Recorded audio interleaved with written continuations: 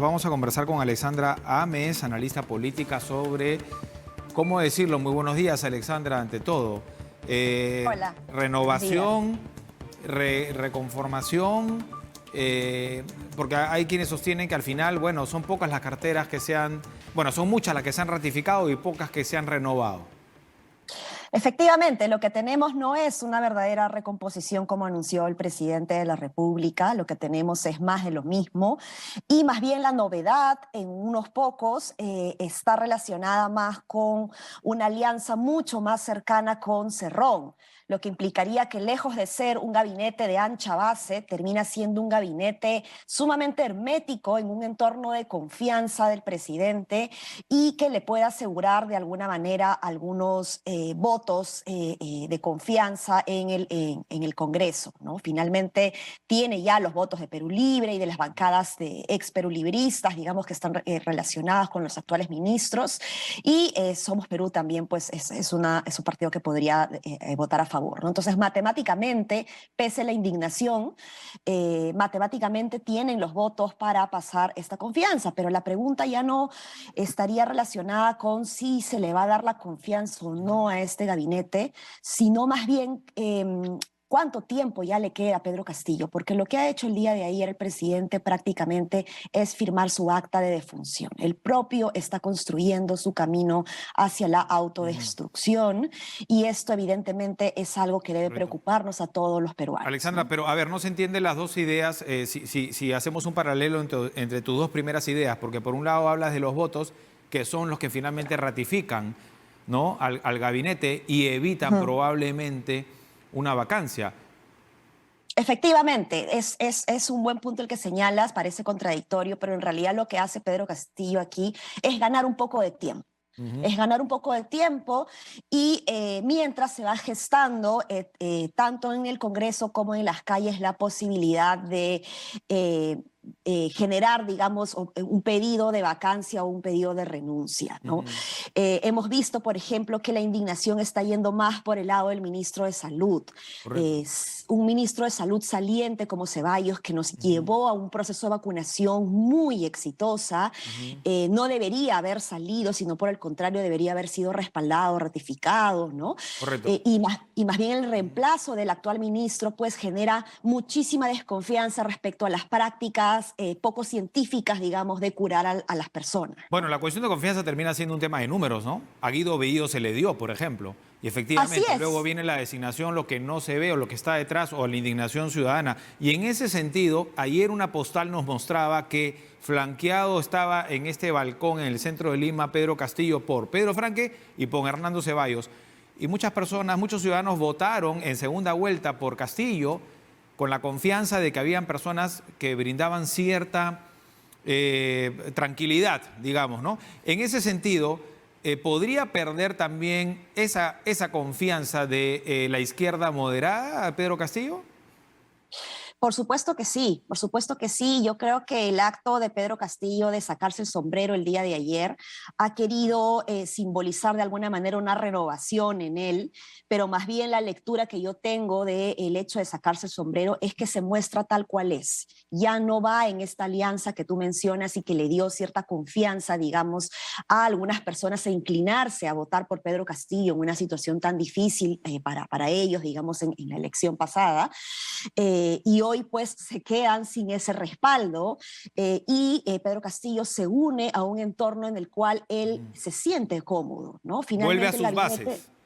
Finalmente el gabinete que tiene hoy es un gabinete en el que Pedro Castillo se siente muy cómodo, pero lo que tiene que entender hoy el presidente es que en un momento tan difícil para él mismo, rodearse de lo que le da comodidad no es necesariamente lo más estratégico. Ahora, entonces, en vez de hablar de un gabinete descentralizado, porque hay varios rostros de no nacidos en Lima, tendríamos que hablar de más bien un gabinete serronista.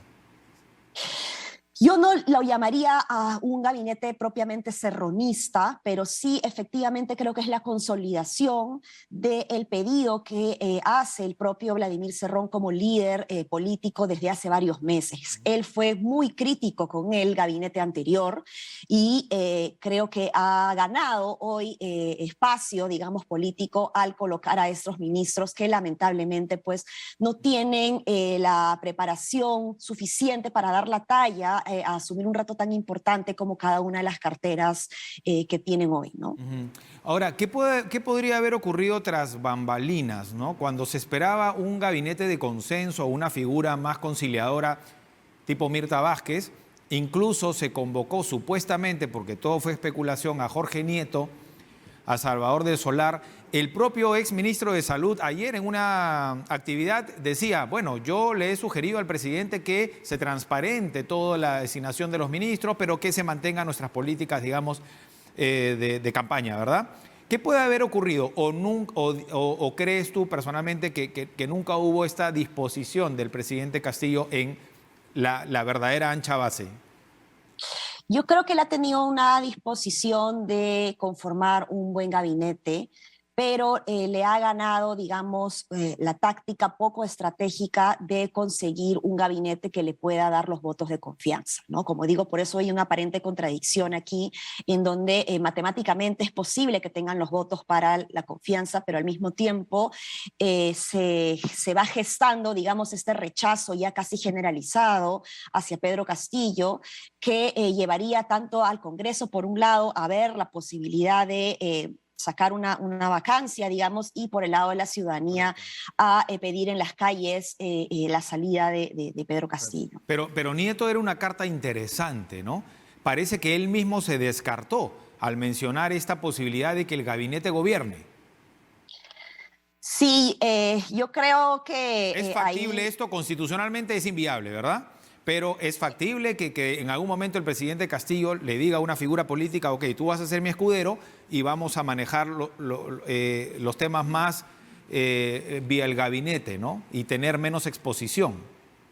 ya ha pasado antes, ¿ah? No sería la primera vez que tenemos un presidente que no toma las decisiones, ¿no? Entonces, y que tiene un primer ministro, digamos, que es quien lleva las riendas del asunto, ¿no?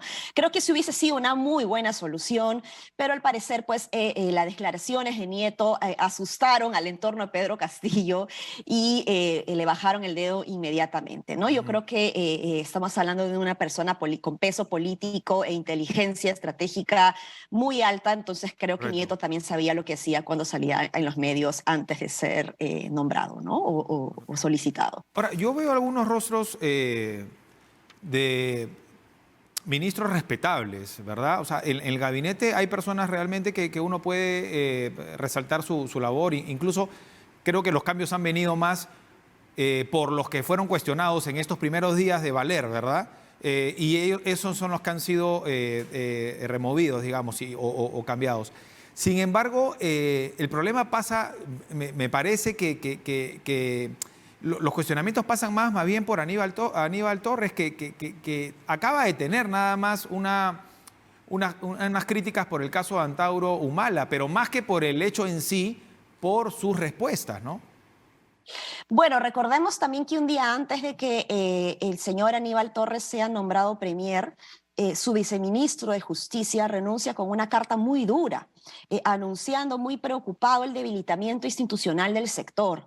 Entonces, esta renuncia y esto que comenta el viceministro, el ex viceministro de Justicia, no debe pasar desapercibido y debemos buscar más bien respuestas alrededor de lo que está sucediendo a la interna. Tenemos un ministro que ha repetido el plato ya por cuarta vez, Silva, de Transportes, que genera mucha desconfianza también respecto a la necesidad de trabajar una verdadera reforma de transporte porque tiene intereses particulares vinculados con el sector del transporte informal que mucho daño le hace hoy a la gestión del tráfico y del tránsito y la seguridad vial en el país. Entonces, sí hay buenas razones para que la oposición en este momento se preocupe y quiera generar una especie de movimiento anti-Pedro Castillo. Particularmente yo creo que una salida de un presidente no va a ser nunca una solución tranquilizadora, porque termina siendo un golpe a la institucionalidad. Pero es aquí el propio Pedro Castillo el que tiene que saber que está trabajando su propia autodestrucción. Claro, pero entonces las críticas ahora, ¿por dónde podrían venir? Porque antes eran más que todo por los antecedentes policiales, penales o las hojas de vida, ¿verdad?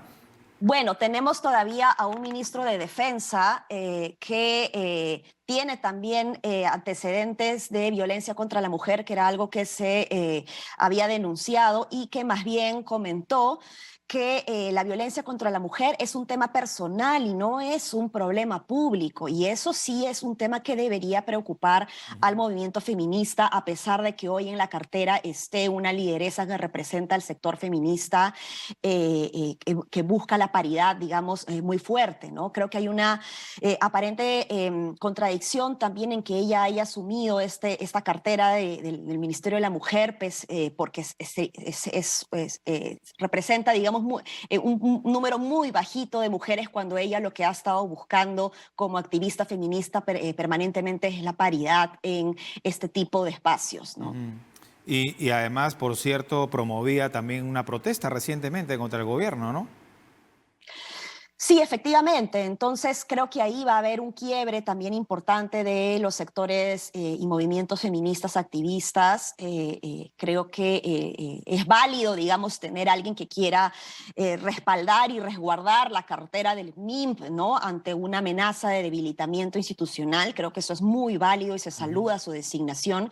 Pero por otro lado, genera una contradicción aceptar estar en una cartera en donde tenemos a un presidente que, al mantener a un ministro de Defensa que dice que la violencia contra la mujer es un tema privado y no es un problema público, pues debería generar rechazo, ¿no? Correcto. Se entiende entonces tu análisis, tu postura, de dónde, porque todos queremos que el país salga adelante, ¿no? ¿Cómo solucionamos esta situación que puede tornarse nuevamente inestable y estamos, como se dice, de tumbo en tumbo, ¿no? Tenemos al otro lado un Congreso también cuestionado, ciertamente, ¿no? Con poca popularidad, con actitudes como la de la presidenta del Parlamento, ¿no? Veíamos contra una alcaldesa de Arequipa. Por otro lado, la presidenta del Poder Judicial, que trata de incentivar, ¿no?, la reunión del Consejo de Estado, el acuerdo nacional, la parte civil, digamos, que también trata de poner paños fríos y que esto haya un compromiso de solución. ¿Por dónde se le puede ver algo positivo y optimista, digamos? ¿O cómo hacemos para salir de la crisis? Yo voy a siempre dar salidas institucionales, ¿no? Y creo que lo que hace la señora Elba Barrios al convocar un Consejo de Estado y la sociedad civil al tratar de reflotar, digamos, el acuerdo nacional, terminan siendo salidas institucionales para generar esta hoja de ruta que hoy no tenemos. No tenemos un norte, no sabemos hacia dónde vamos, no sabemos cuáles son las agendas más importantes de las políticas públicas, y esto termina dañando justamente a las personas que más necesitan del Estado.